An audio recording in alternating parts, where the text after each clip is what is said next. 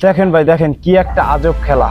কত ছোট একটা ঋণের ভিতর দিয়া চারটা মানুষ বের হয়ে যায়। দেখেন ভাই, আসলে এগুলা দীর্ঘদিনের অধ্যবসায়ের কারণেই সম্ভব।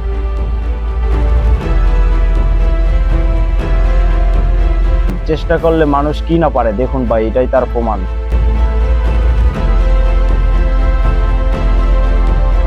কত চিকন একটা জায়গা দিয়া চারটা মানুষ কিভাবে বের হয়ে যাইতেছে, দেখেন ভাই। আসলে চিকন একটা জায়গা দিয়া চারটা মানুষ কিভাবে বের হয়ে যাইতেছে, দেখেন ভাই। আসলে এগুলা বাস্তবে না দেখলে ভাই বিশ্বাস করা সম্ভব না, দেখুন।